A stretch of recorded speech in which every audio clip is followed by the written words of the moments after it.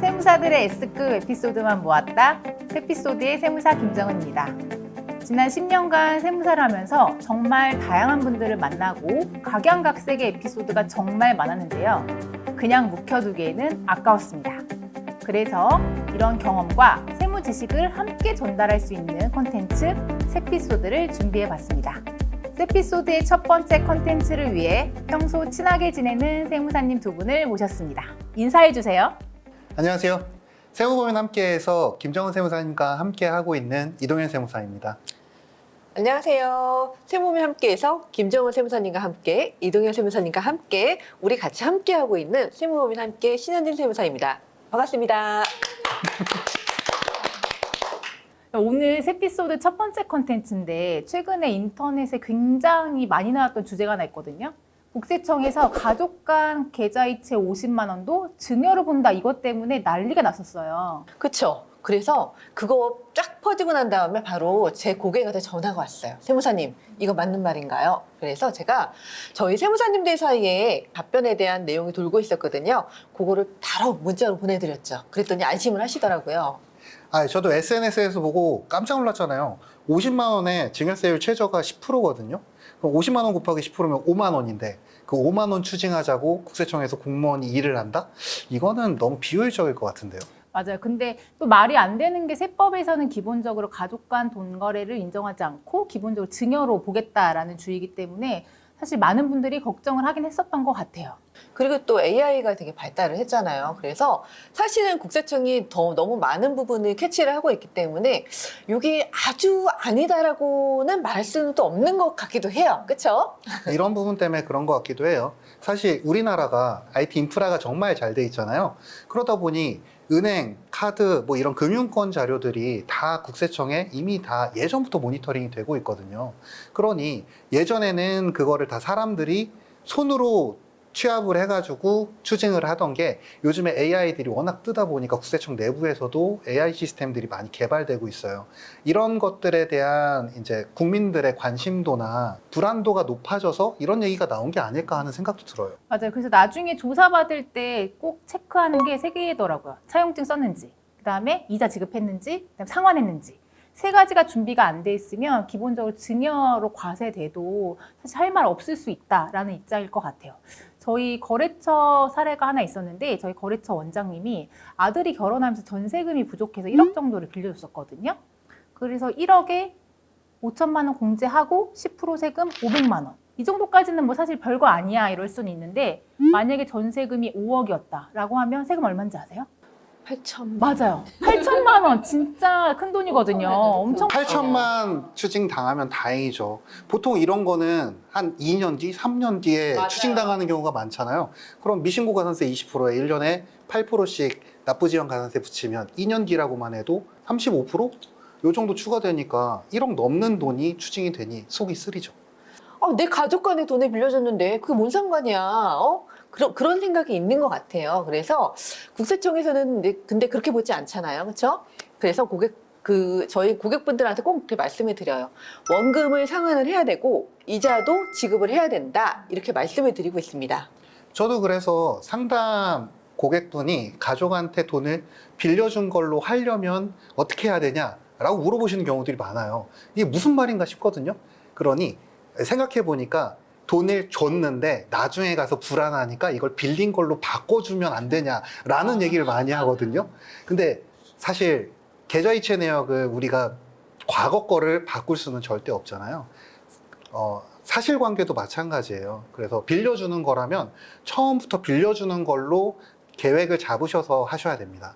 요새 주의하셔야 될 게 금융당국에서 아무래도 부모나 형제의 계좌에서 거액의 금액이 흘러가는 거를 파악할 수 있기 때문에 주의하셔야 되고 최근에 또 부동산 구입하면서 그 자금 조달 계획서 작성하잖아요. 자금 조달 계획서상에 자금 조달의 원천을 차입금이라고 작성을 했는데 향후 확인을 했을 때 차입의 내용이 없다라고 하면 문제될 수 있겠죠. 요새는 특히 부동산을 구입할 때뿐만 아니라 전세를 할 때도 자금 조달 계획서 자주 제출하잖아요. 그래서 점점 약간 증여에 대해서 촘촘해지는 것 같기는 해요. 그렇죠?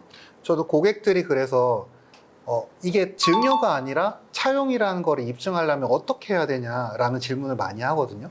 그래서 네 가지가 꼭 필요하다라고 얘기를 하는데, 첫 번째는 모두 다 아시다시피 차용증을 작성하는 게 필요합니다. 남처럼 생각해 보시면 차용증 없이 그 큰 돈을 누가 그냥 빌려주겠어요. 거기에 이자까지 기재를 해서 하나 더 내용 증명이라든가 아니면 공증을 반드시 받으셔야 객관적인 입증을 할 수 있겠죠. 두 번째는 이자 상환 내역을 꼭 남겨두셔야 돼요. 특히 메모에다가 이자 상환이라고 적어두시면 더 좋겠죠. 근데 세네 번째는 잘 모르는데, 세 번째는 이자를 지급하는 사람이 비영업대금 원천징수라고 해서 27.5%를 원천징수하고 나머지만 지급을 해야 돼요. 무슨 말이냐면 이자가 100만 원이라면 27만 5천 원을 빼고 72만 5천 원만 이체 내역을 남겨야 되는 거죠. 네 번째는 그 이자를 받은 사람도 소득세 신고를 해야 됩니다. 다음 해 5월에 종합소득세 신고를 해야 되는데, 현실적으로 3, 4번은 거의 지키시는 분들이 없어요. 현실적으로 한 1% 정도밖에 못 본 것 같아요. 그러니 3, 4번은 못 지킨다고 하면 1, 2번이라도 철저하게 준비를 해 놓으셔야 되겠죠. 그러니까 계좌 내역이 되게 중요해요. 결국은 우리가 소명할 수 있는 거는 계좌 내역이거든요. 맞아요. 그래서 일단은 계좌 내역하고 차용증 작성하고, 계좌 내역에 기본적으로 이자 지급과 상환에 대한 내용들이 들어가 있다면 나중에 혹시라도 문제가 됐을 때 어쨌든 최대한 주장해 볼 수 있는 근거가 있으니 우리가 미리미리 준비할 필요는 있을 것 같습니다. 억울한 경우들이 많아요. 진짜로 그 가족 간에 빌려준 거고 언제까지 돌려받기로 구두로 약속을 했는데, 중간에 세무조사나 소명이 나와서 아무리 공무원분들한테 말로 이거는 돌려받으려고 한 거다라고 얘기를 해도 근거 자료가 없으면 이걸 입증하기가 너무 힘듭니다. 그래서 제가 또 상담했던 케이스 중에 하나는 그런 게 있었어요. 돈을 언니한테 맡겨놓은 거예요.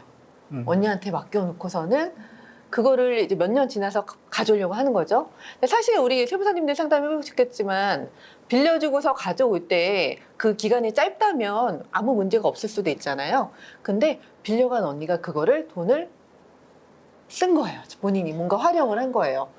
그런 상태면은 피할 수가 없죠, 그렇죠? 나중에 상속까지 연결해서 보면 그것도 문제될 수 있을 것 같아요. 정말 빌리고 빌려줬고 내가 빌려온 거다라고 하는 건데, 한 분이 돌아가시고 나면 설명할 길이 없기 때문에 미리미리 차용증이나 이런 서류가 준비가 안 돼 있으면 사후적으로 어떻게 수습을 할 수가 없거든요. 그래서 주의를 좀 할 필요는 있을 것 같아요. 저도 이런 사례가 있었는데요. 상속세 조사를 하면서 겪었던 건데, 어머니는 저거 알츠하이머시고 아버지는 파킨슨이어서 두 분 다 누워 계셔요. 그러면 자녀가 이거를 수발을 하면서 병원비든 뭐 재산이 조금 있으셨어요. 그 병원비 대신 결제를 해드리고 해야 되는데, 아시다시피 이 본인이 직접 가지 않으면 이 금융 활동을 하기가 굉장히 힘들잖아요. 그래서 기회가 있을 때 그 자녀분 계좌로 돈을 다 옮겨 놓은 상태에서 대신 이거를 지급하고 처리를 하다가 불행히도 부모님이 중간에 돌아가셨어요. 그런데 국세청 입장에서는 자료만 기준으로 보니까 이건 그냥 자녀가 부모 돈을 미리 빼 돌리거나 아니면 부모가 자녀한테 돈을 미리 증여한 걸로밖에 안 봐지는 거죠. 공무원도 사람이다 보니 이걸 봐주고 싶어도 내용을 이제 구구절절 설명하다 보면 그 사람 진실성이 보이잖아요.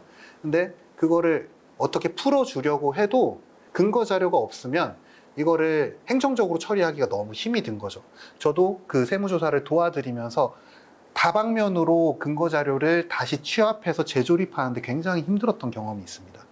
요즘에는 부모님이 이제 병원에 계시는 경우, 그래서 성년 후견인 제도도 많이 사용을 하고 있는 것 같아요. 그래서 여러분들 그거 한번 알아보시고서 그 다음에 한번 해보시는 것도 좋으실 것 같습니다. 가족이니까 괜찮겠지 하는 생각이 가장 위험합니다. 기본적인 차용증 한 장, 그리고 이자 송금 내역 몇 번이 여러분들의 소중한 세금 몇 천만 원, 몇 억을 아껴주는 근거가 될 수도 있습니다. 혹시 지금 가족끼리 돈 거래가 있다면 오늘 영상 끝나고 차용증 꼭 작성하세요. 앞으로도 재미있는 에피소드에 도움되는 정보만 가득 담아 전달하겠습니다. 정은쌤의 에피소드 많이 찾아와 주세요. 절세고수 정은쌤, 구독, 좋아요, 알림 설정 잊지 마세요.